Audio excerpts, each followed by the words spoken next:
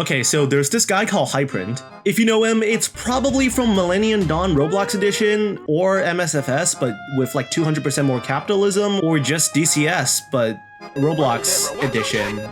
And DCS Roblox Edition would be important because one fateful day in 2018, Hyprint would gather a bunch of developers of the Grand Military Flight Simulator 2014 VIP Club, also just known as the Military Flight Simulator Community, and basically went, okay, so what if we took the starships from Star Wars, Halo, and Space Battleship Yamato, and we made them fight each other? At which point someone must have cut them off and raised the fact that attracting the lawyers of one company is one thing, but attracting the lawyers of Disney, Microsoft, and any Japanese company at the same. But it'll be funny. And therefore, on the 23rd day of September, Project Stardust was born. Project Stardust is a space battle game where you use definitely copyright infringing spaceships to blow up other copyright infringing spaceships.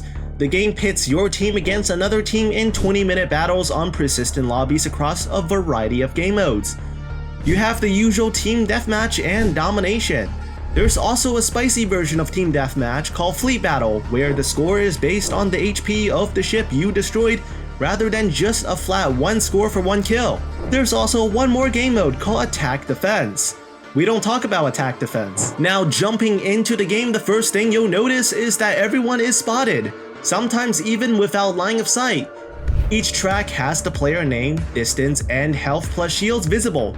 To not be tracked, you can use a stealth ship or take advantage of occluders on certain maps, such as the moon on the UNSC moon map. There are 3 weapon categories in this game, and generally most ships will have at least 2 of the 3. Lasers are all the unguided weapons on your ship, so anything from lasers to plasma bolts to kinetic artillery.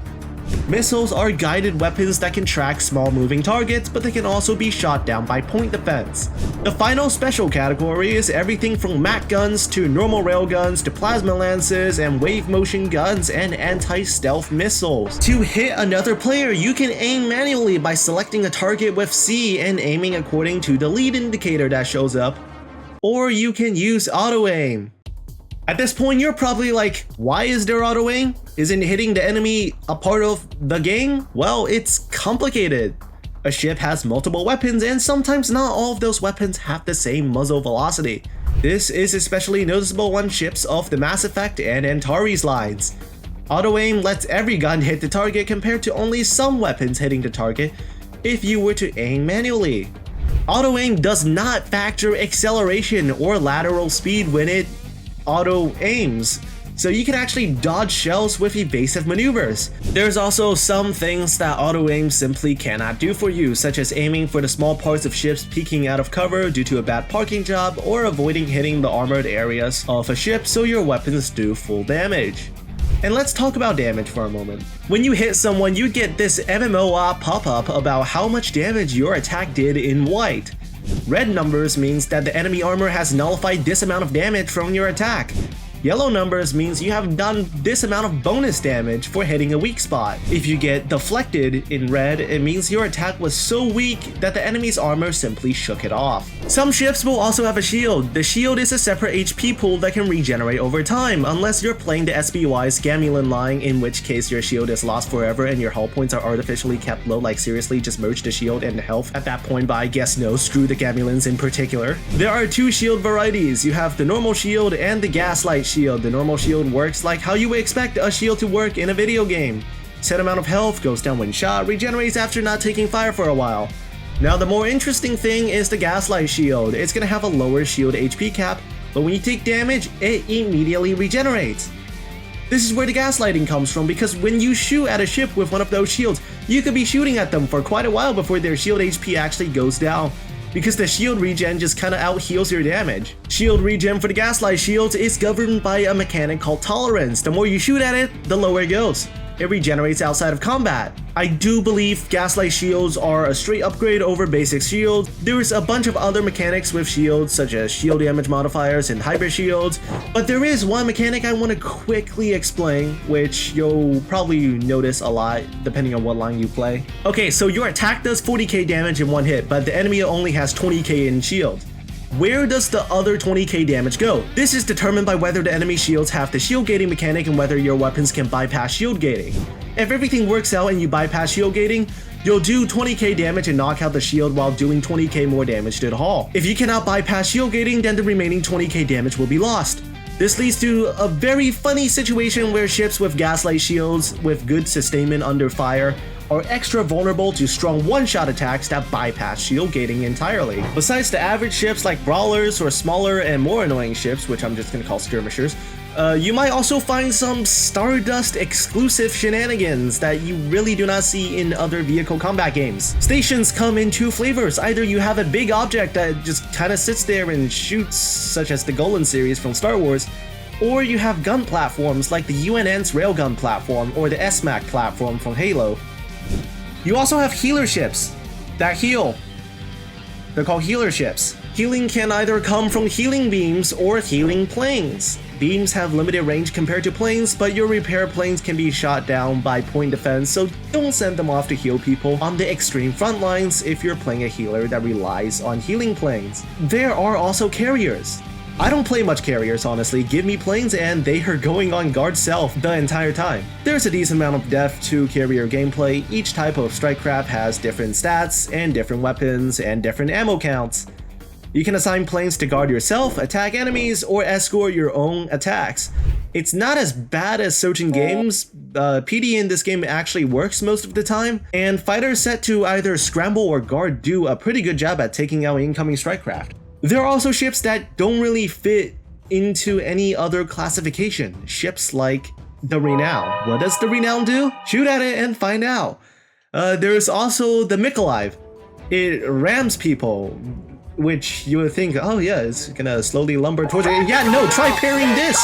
Finally, we have stealth ships. They range from kinda annoying to extremely scary. They are the reason why I keep 2 ASW ships for home defense. Good stealth ship players will ruin your day and the bad ones will decloak in front of your entire team and get instantly exploded. The main attraction of Stardust is of course being able to blow up ships from a bunch of different sci-fi franchises. This is the only game that allows you to give unsuspecting SBY ships the quadruple foe hammer treatment as soon as they cross within 56.5 kilometers of your precious Donager. Stardust has canon, legends, fan, and completely original ships across 7 main franchises. So let's talk about the franchises a little bit. Aureus is an in-house franchise created by the Stardust developers. Yes, it has its own lore and it is very much one of those gameplay versus lore situations. Generally, Aureus ships have decent range with most weapons reaching out past the 40 kilometers mark. The Cavadri, aka the tech tree at the top, get 55 kilometer hit scan lasers to deal with evading ships. Meanwhile, Antares, the bottom tech tree ships, have genuinely depressing PD and tend to specialize in one thing, whether it be range, armor, or strike craft. I have experience on the Antares artillery line and the linear induction drivers with a casual 75,000 meters a second muzzle velocity shells have been extremely funny, and holy crap, is that a Macron gun? Space Dock reference? Do you hate planes? If so, BSG is the franchise for you. See the ship? Every gun on it doubles as point defense, and it also gets a bunch of escort fighters. Sin and Quaid was either onto something or on something when he cooked up the battle stars. The Galactica and Atlas lines will give you extremely strong ships with good sustainment and point defense thanks to the armor, self-heals, and dual-purpose KEWs that they have access to. You're reasonably small, so find an annoying place to put yourself and shoot down the enemy's missiles and strike crafts. When they push you because they're upset you're ruining their fun, you vaporize their hull with a casual 92 KEWs and 20,000 DPS. BSG also gets pretty good strike craft. The Vipers are really good, and the carriers get 4 Raptors armed with a single 8 kilometer range nuke each to really show those clinkers, toasters, I mean. Anyway, speaking of the toasters, which exist, they have interesting descriptions, and you know, you just play them from far away, and you really want to rely on the rest of your team to get shot at, because the instant that people like actually try to target you, you just kind of explode. All UNSC ships play for range. For every single UNSC ship, you can basically just hold the enemy at 45 to 50 kilometers and pound away at them. If you have post-war laser PD, you get to be a bit more bold with how far you get to stray away from friendly PD because Hailstorm is simply a bonkers PD gun. The UNSC also gets very cool healers and stealth ships, and also one of the strongest ships in-game. This is the Endlace. It has maybe like 2 counters. One is the Giga missiles from SBY, and the second is the Strikecraft teleporter thing, also from SBY. It gets 60 kilometers range missiles and a Mac that can be shot while broadsiding, and it also gets auto-aim on the Mac. It's extremely funny. Combined with a gaslight shield and a 30 knot speed, this thing can keep at 50 kilometers and pound away at your entire team. Like seriously, what are you gonna do? Shoot at it? It's just gonna dodge. Shoot missiles, it gets Hailstorm PD. Chase it down, it's gonna shoot missiles and max at you while it runs away. I've beaten both Denali's and ZZZ Andromedas chasing me down in this thing. Also, UNSC gets the cool SMAC platforms, whether you want the 1-gun variety or the 2-gun variety. Anyways, then we have the Covenant. They all get gaslight shields and a hit scan laser that doubles as good PD. The different lines basically ask whether you want more guns or more planes to send your enemies on a great journey back to the spawn screen. I think the Denali Mark II line from Mass Effect is one of the most beginner-friendly lines in the entire game. Good shields, good armor, it gets a 45-kilometer engagement range, which is above average, and the spinal mounts have very good ballistics that let you hit evading targets with manual aim, and each projectile does a lot of damage, so you can basically just bypass armor mechanics and wave motion shields. Grinding this line is the easiest grind in Stardust I've ever had. There's also a line CV line, Korean ships, like 2 Asari ships, but also what I wanted to get to are the... Currently, they are the final word in brawling. If this thing shows up at like 37 kilometers, you're going to explode. Under the command of Admiral William Ross, the Bellerophon is made to f*** your shield hit points using its... Thanks to its bio-neuro gel packs, this Intrepid class long-range explorer canonically has brain cells and will use both of them to you to f***ing Stovo core. Do you like your active cloak? Too bad, go gadget. Star Trek ships are few, but I like this flying death shovel. SBY has a lot of gimmick ships. There's a ship that opens a portal to hell right in front of you. There's a ship that warps its entire Strikecraft complement right on top of you. There's another ship with massive missiles with like 400 HP that are unjammable. The T-poser that will nuke you to death, and the healers in SBY are nice. The Tennessee is nice. Now ask most Stardust players what they think about SBY, and most are like, meh, it's okay. But some will tell you that SBY players are the scum of the earth. Wave motion shields. You can trace every single piece of discontent that surrounds SBY to this mechanic. Basically, UNCF ships have a big off gun called the wave motion gun that launches an extremely deadly projectile at pedestrian speeds towards whatever you don't like. But when you aren't shooting it, you can pop an ability called a wave motion shield. The wave motion shield is a time-based armor mechanic that surrounds the entire ship. Low damage weapons will be completely deflected, while high damage weapons will go through the shield but do reduced damage. This cannot be used while the wave motion gun is reloading, and using the ability also slows the ship down, making looping harder. How impactful this ability is to you will depend on what ship you are using. A Mass Effect ship might look at this and shrug and carry on pounding away at 80% damage, while a Star Wars ship might struggle doing any damage at all. Having played through the 3 UNCF battleship lines, I think that the Andromeda line is better than what people think, and the Blue Noah and Chiron lines are significantly worse than what people think besides their respective tier 5s. The devs get accused of SBY favoritism more than Aureus favoritism, which is really funny to me because Aureus is the devs faction. It also doesn't help that there are a suspicious amount of ships that are just reskins of the Wisconsin. Speaking of the Wisconsin guns sound really nice, which is something with the sound design in this game in general. It's either accurate to the source material or really freaking beefy.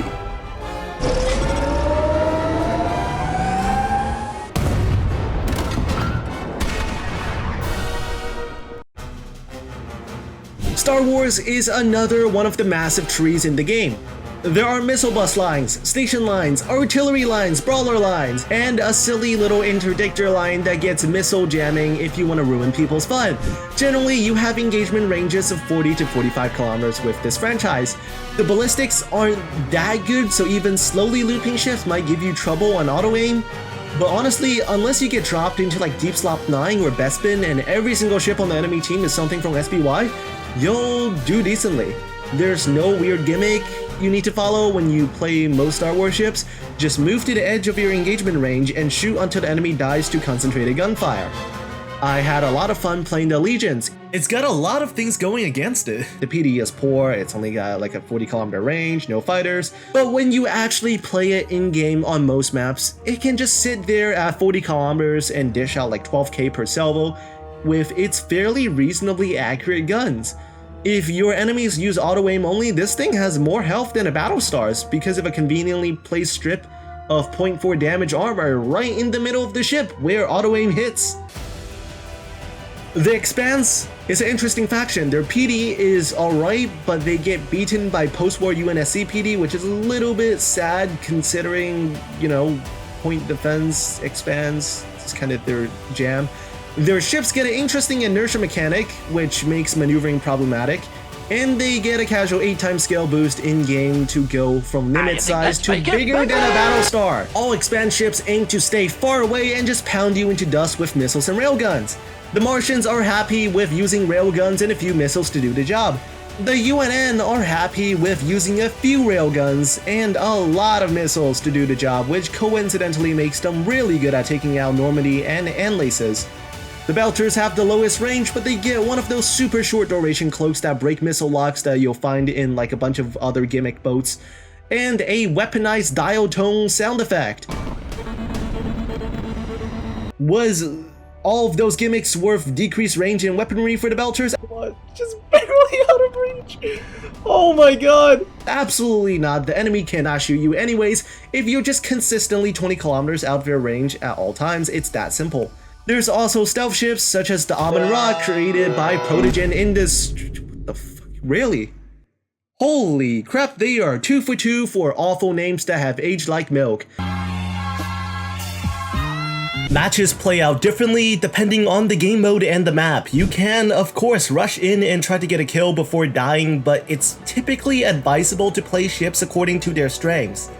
Stardust is a knowledge and positioning game, but it's not that deep. Just know what your enemy is generally capable of, and put yourself in a place where you can win fights. For artillery, this means staying back and out of range of enemy brawlers, and preferably putting some teammates in front of you, if that's possible at all. For brawlers, it means putting yourself in a place where all of the enemy ships can't shoot you at once, and you are supported by your team in some way. Don't forget that you can also play support by providing rate of fire boosts and other special abilities like interdiction, and you can also play a healer. Although, you know, sometimes maps don't work out and you'll find your artillery ship getting thrown into an open brawling map or your brawler getting thrown into Deep Space Nine. Speaking of the maps, most of the time you'll get something reasonable where there is a non-campy amount of cover and players spawn at a reasonable range for all playstyles. When maps have fair cover and 50-kilometer spawn ranges, things work out best. For the bad maps, what happens is the front line becomes so solid that anyone pushing gets caught by the entire enemy team and gets killed in like 2 seconds,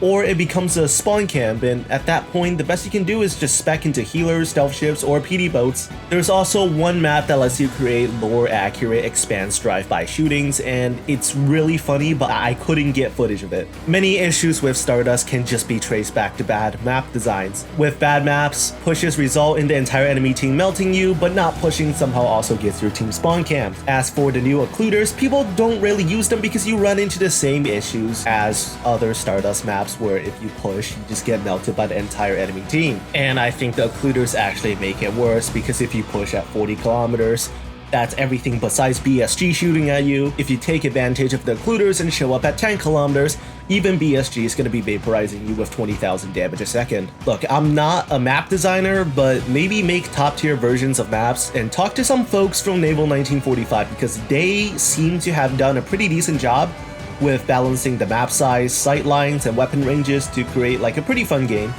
And they're also in the MFS community. So about the grind, how much you earn by default is pitiful compared to your score. You can boost these two numbers using boosters. The game gives you plenty of these by just playing matches and getting a score. The game is also very generous with its premium currency, which you can earn by doing challenges. I think it's something like 400 gold for all challenges and a refresh every 8 hours. Where the grind really hits is once you get to tier 4 or so. It took me 1 hour, a bunch of boosters, and some free XP to go from the Alamo, which is a tier 1, to the Kilimanjaro, which is a tier 4.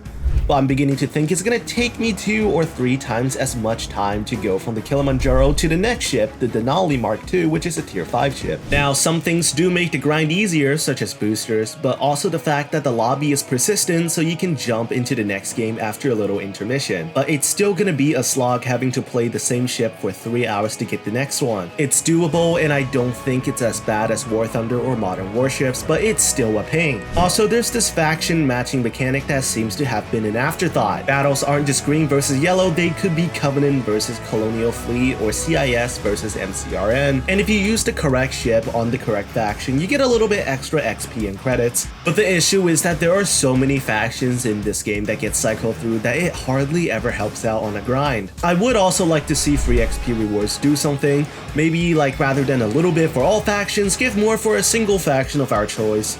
So something like maybe after like 10 games in tier 4 to 5, we can free XP our way to a tier 3. The use case would be if your allegiance is getting rocked by endless swarms of SBY, just SBY everywhere. You can get into a Raptor from the Expanse, stay at 60 kilometers, and at least be able to do some damage and contribute to your team with its very nice missiles.